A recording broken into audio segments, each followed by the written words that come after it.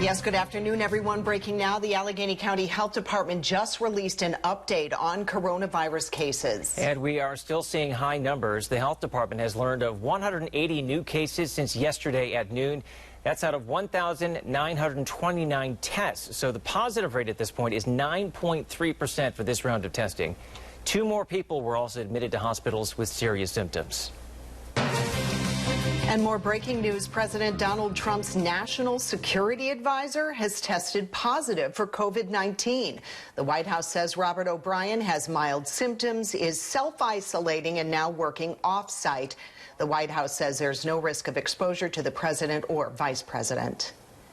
There are 27 confirmed cases of COVID-19 at Asbury Heights Independent Living in Mount Lebanon. We're told that 16 residents and 11 staff have tested positive for the coronavirus at the UPMC senior community. Asbury Heights says those residents are now being isolated, and right now they are not allowing any visitors inside.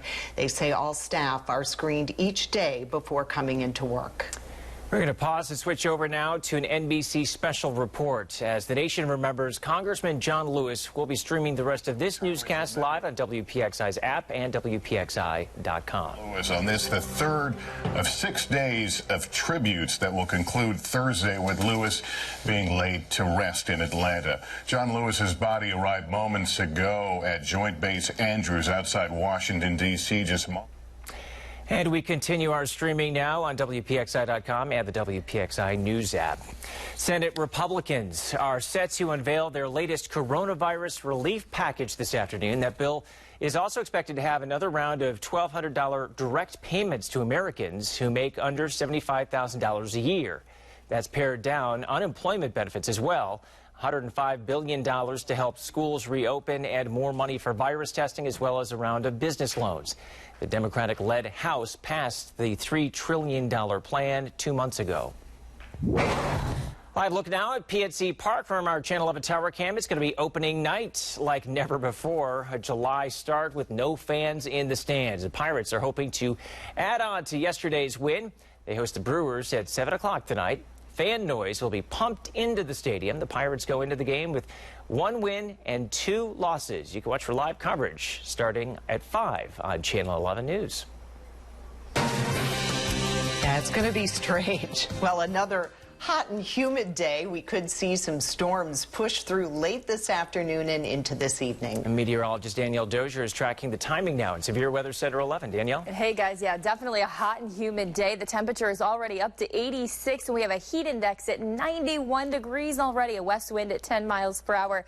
Butler and Beaver both, you're at 87 degrees right now, 86 in Washington. We told you it was going to feel steamy out there today. Those dew point numbers are in the lower 70s. It's the air you can wear for sure. Heat index values at 94 in Butler, 93 in Washington. It already feels like 91 degrees currently here in the Pittsburgh area. I am tracking that hot and humid forecast for the rest of today. Plus, we are taking a look at some showers and some thunderstorms that will be building in later on this evening. I'll have the timeline on that coming up in my Severe Weather Team 11 forecast. Lawmakers and the public are honoring Congressman John Lewis as his body lies in state at the U.S. Capitol today. He died at age 80 following a 6-month battle with cancer. Our Washington correspondent Serena Marshall joins us now with more on what to expect from the D.C. Remembrance Services. Later today, members of Congress will have an opportunity to pay their respects as Congressman John Lewis will lie in state at the U.S. Capitol. He'll then be moved outside for public viewing, a precaution due to the pandemic.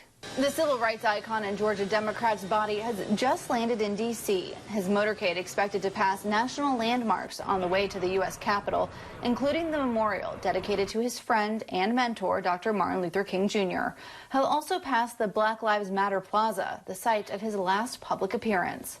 His final visit to Washington followed this weekend's final crossing of the Edmund Pettus Bridge. That's where 65 years ago his skull was broken by white police officers as he protested for voting rights on a day now known as Bloody Sunday. Congressman Lewis represented Georgia for more than 5 decades and was often seen as a moral conscience of Congress for his decades-long nonviolent fight for civil rights.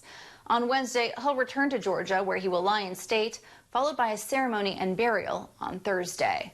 Reporting from outside Washington, I'm Serena Marshall, Channel 11 News.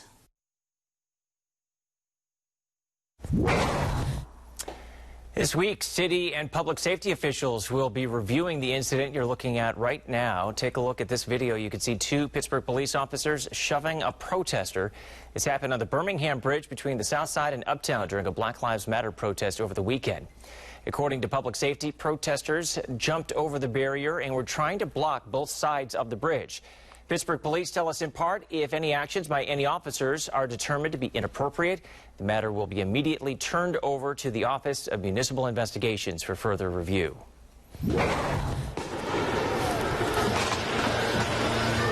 Protesters and federal agents continued to square off in Portland, Oregon overnight. This was the scene this morning outside the federal courthouse. Federal officers used tear gas and flash grenades to try and disperse the crowd of a few hundred people. What started as a daily protest about racial injustice and police reform has now turned into demonstrations against federal law enforcement in that city. A man was shot at a Black Lives Matter protest in Austin, Texas over the weekend. Witnesses say a man drove through a crowd of demonstrators, and after that, the victim walked up to the driver and was carrying a rifle, and the driver shot him. Police say the driver is cooperating with their investigation. And in Seattle, police say nearly 60 officers were hurt during a demonstration. Police just released this body cam video showing the injuries sustained by officers during what police call a riot. In a series of tweets, Seattle police say that demonstrators threw rocks, bottles, fireworks, and other explosives at officers. Cars were set on fire in California and Virginia, and police say someone was shot and wounded in Colorado after a car drove through a protest there. One person was taken to the hospital after a shooting in Sheridan. This was the scene on Glenmar Street early this morning. The victim shot in the leg. No word on an arrest. Police are looking for a car in connection with a deadly drive-by shooting in Wilkinsburg.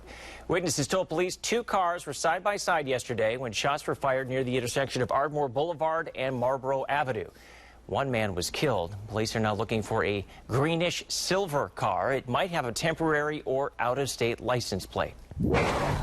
Police are looking for a missing mother and son. This is 17-year-old Jamila McLean and her 1-year-old son Josiah. They were last seen Friday afternoon going for a walk in the East Hills. Police say they may be also in the Braddock area. If you know where they are, you're asked to call 911. A Bethel Park couple is behind bars. Police say their 1-year-old child had drugs in his system. Investigators say the child was taken to the hospital twice this month because he was having trouble breathing. David Bianco and Ashley Hamill said he choked on food, but police say medical staff found drugs, including fentanyl, in his body. And when police searched their home, they say they found meth and heroin in the house. They also found syringes and pipes mixed right in with the child's belongings. Vice President Mike Pence is expected to make a campaign stop in Greensburg this week. That event will be held at the city's police station Thursday as part of a Cops for Trump event. The building also houses City Hall. Doors open at 10 a.m. And right now there's no word on whether that event is going to be inside or outside. But current COVID-19 restrictions limit crowd size to 250 people outside and 25 inside. This could be a big week for coronavirus vaccine researchers. Several major medical companies are set to expand human trials here in the United States.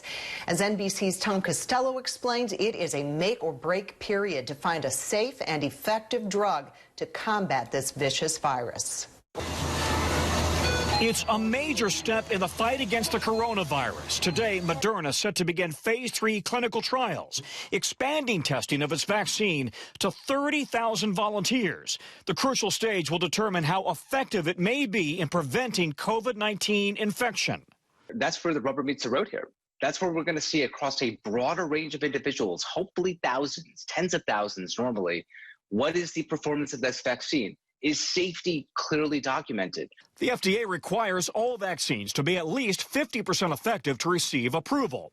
The WHO says there are currently 25 potential coronavirus vaccines in clinical trials worldwide. On Sunday, the Trump administration pledged another $472 million to Moderna, bringing total investment in that company's efforts to nearly $1 billion. Yet another indication of the Trump administration's push to bring a vaccine to market fast. Through Operation Warp Speed, the White House has put money into several other companies as well, including Johnson & Johnson, which will begin its human trials in the U.S. today. Meanwhile, Pfizer, which reached a $2 billion deal with the administration to produce 100 million doses, actually has 4 vaccine candidates. With promising early results, the company says it expects to begin phase 3 trials within days. We can select the optimal vaccine candidate at the optimal dose, because we want to obviously have both a vaccine which is safe and well tolerated, but equally we want one that can produce a positive immune response. Even before FDA approval, many companies are already ramping up production to meet anticipated global demand. We're not looking for a winner. We're looking for a number of winners. Still, Dr. Vin Gupta, an ICU doctor caring for critically ill COVID-19 patients, is urging caution. There's not going to be a magic bullet, but hopefully a vaccine that gets approved lessens severity of illness and hopefully promotes some degree of herd immunity more broadly. Importantly now, they're still trying to figure out how long immunity might last from a vaccine. Early indications are that it may only last a few weeks or a few months. So you and I, when we get a vaccine eventually, may need more than one dose. In other words, the first shot, then the second shot, and then maybe even a booster shot. There's still an awful lot to be worked out. I'm Tom Costello in Washington. Back to you. Then nobody should have to go through this. Nobody. I mean, it's hard enough to bury one, but to have to bury 2. A local family hit hard by coronavirus. 2 loved ones have died and 6 others have been infected. Many of those family members had already been at high risk. Channel 11 Shelley Bortz explains why they were still not able to avoid the virus. Nobody is untouchable. Nobody. It was mid-June when Lisa Doherty's brother came down with a cough, a persistent cough. She chalked it up as allergies or the common cold. But over the course of the next few days, 7 members of the family would test positive for the coronavirus. 4 would be hospitalized. Lisa, her brother, and both her mom and dad. 2 would not survive. He went in there on the 30th, and he died on the 5th.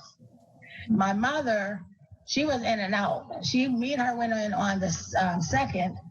I came home on the 5th. She came home on the 7th.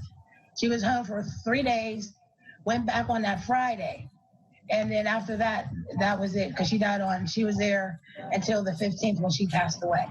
Pre-existing conditions, Doherty says, complicated the virus. Brother Sammy, who was disabled, had a lung disorder. Her mom, Gloria, had diabetes and other health conditions. Lisa has lupus. All 3 were in the same isolated unit in the hospital, but due to hospital rules, they were unable to see each other.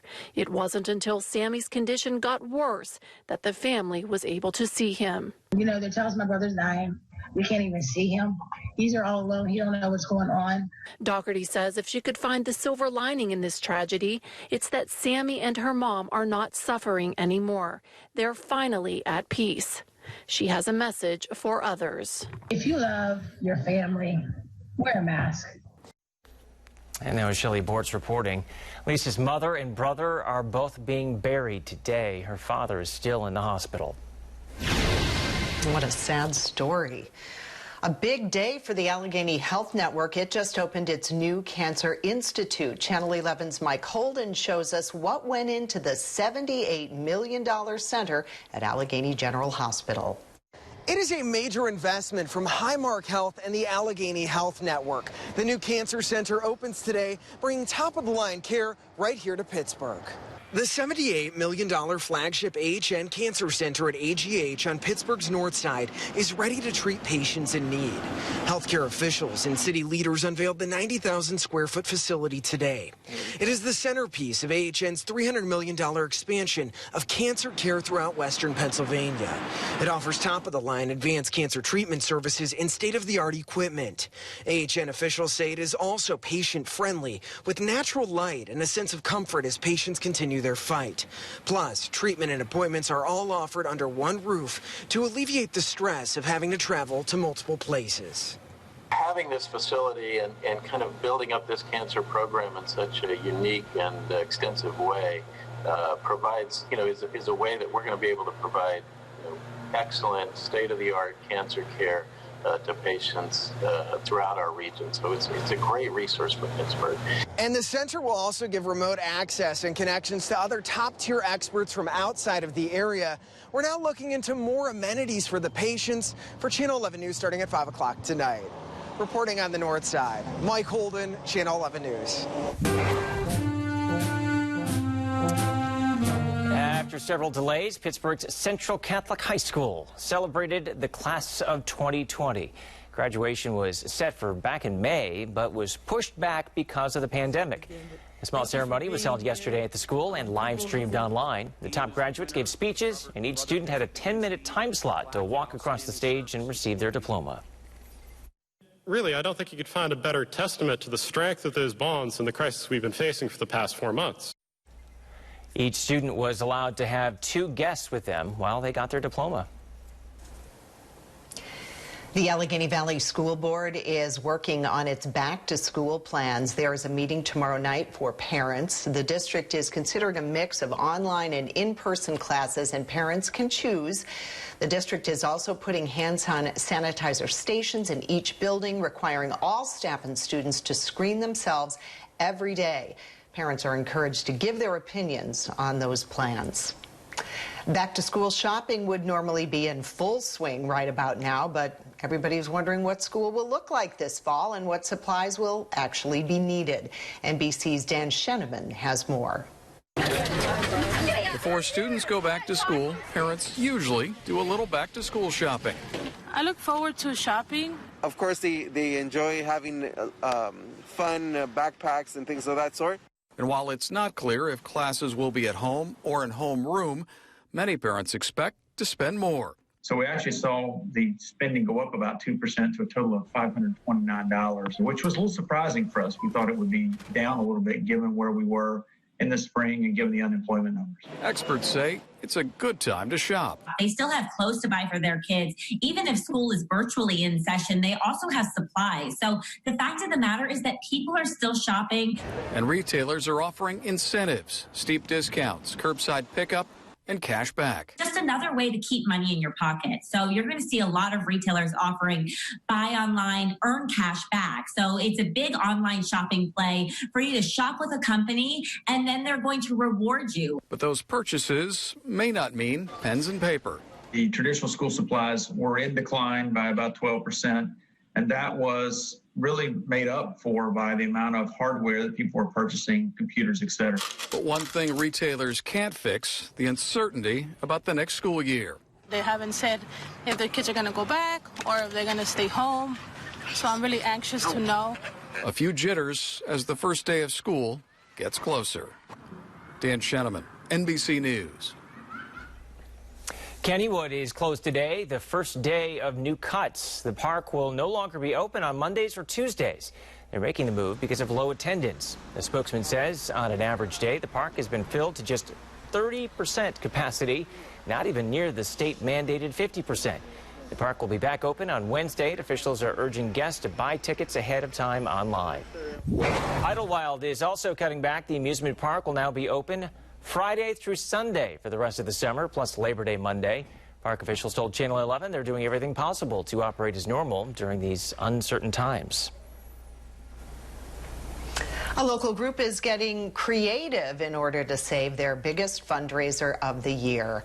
According to the trip, Big Brothers Big Sisters of the Laurel region has moved its annual bowl-a-thon outside. Instead of having the event at a bowling alley, they held it at Twin Lakes Park They added cornhole and a picnic. The group says more than half of its budget comes from events like that one. Your severe weather Team 11 forecast. It's a steamy one out there. Taking a look at our visible satellite, we are starting to see those clouds build across a good part of the area as expected. This does happen this time of year when you get a lot of heat in the atmosphere. We can get those clouds to develop pretty quickly. Temperature-wise, we're in the 80s in Pittsburgh and in Greensburg, Indiana at 86. It's already 90, though, in Beaver. And the dew points, yeah, they're up in the 70s, so it feels even hotter. Here's your forecast heat index at 4:30 this afternoon. You can see those numbers approaching the mid-90s, so that's what it's going to feel like to your exposed skin as you head out the door today. So just stay well hydrated. If you're out and about on a walk, perhaps you're going to the pool, you're going to need that sunscreen for sure. Here's our swimming forecast. 86 at 2 o'clock, 91 degrees at 5. And again, heat index values in the mid-90s. We will be tracking a greater chance of showers and thunderstorms by evening. So if you have any plans, make sure you have your umbrella. I'll show you the storm tracker in just a second. 91 the daytime high. A bit of a breeze to help cool us off, so that should feel nice, although it's going to be a hot breeze. So I don't know how much it'll help us, but west-southwest winds will blow right around 10 to 15 with occasional gusts to 20 miles per hour. Tonight we're in for another mild night. This morning we had 70 degrees as forecast, and tonight we're back down to 70 with west-southwest winds at 5 to 10 miles per hour. We'll be tracking those showers and thunderstorms. Here's the hour-by-hour forecast for tomorrow. I am expecting quite a bit of cloud cover in the morning with a few showers passing through the area. We will actually decrease the clouds as the day wears on, and the temperatures will be a tad bit cooler as well, into the mid-80s. Our heat index values tomorrow also in the mid-80s, and that's because we're going to start to see that humidity lower throughout the day as the cold front that's moving in overnight tonight into tomorrow morning ushers in some drier air. That same cold front will be sparking a few showers and storms as it gets closer to our area. With the peak heating of the day, we're looking at a chance for a few showers and storms initially by mid-afternoon up along the I-80 corridor and some of our northwestern counties. So be alert in Lawrence, Beaver, Butler counties, Mercer counties as well. By mid to late afternoon, we'll see that development. I think we'll start to see the coverage expand as we head into late afternoon and evening across the rest of the area, with scattered showers and thunderstorms likely developing. We'll carry that chance into tonight as well as those continue to move in and that cold front moves in. As we head into the overnight period and into tomorrow morning, cloudy skies will be left with a couple of showers hanging on in the morning on Tuesday. Here's 7:30. You can see those. Some moderate intensity potentially. In the afternoon on Tuesday, as we decrease the clouds, the cold front continues to push to the south. As that happens, it's going to combine with some heating and a little bit of moisture hanging on to our south and east, where we could actually have a couple of afternoon thunderstorms for the day. But I think that's going to be, again, generally confined in areas south and east in the afternoon as that cold front pushes south. Our weather risk for today, any storm will be capable of a locally heavy rainfall. We have a lot of moisture. You can just feel it in the air today. And then some really strong wind gusts. Lightning is a threat in any thunderstorm. 5-day forecast with your weekend always in view. Some lingering showers on Tuesday. And then on Wednesday and Thursday, we're looking at a chance for a pop-up shower or storm. So right now the coverage looks pretty isolated. 85 Wednesday, 83 Thursday. Friday looks dry. Saturday looks dry if you're making weekend plans. But we'll have another round of showers and storms headed in for the latter half of the weekend. Target will be closed Thanksgiving Day. The company says this year, more than ever, a joyful holiday will be inseparable from a safe one. You won't miss out on the deals, though. Target plans to start rolling out its biggest deals of the year in stores and online in October. Last week, Walmart announced it would be closed on Thanksgiving, along with Sam's Club. Walmart also thanking its frontline workers. They will also get another round of bonus pay. Full-time employees there will get $300. Part-time and temporary workers will get $150. If you're looking for ways to save money, consumer advisor Clark Howard explains why you may want to take a second look at your cell phone bill. As more and more of us have seen our budget squeezed this year, one of the areas you should look at are your monthly bills, especially for any kind of technology. One of the easiest ways for you to reduce your expenses is with your cell phone plan.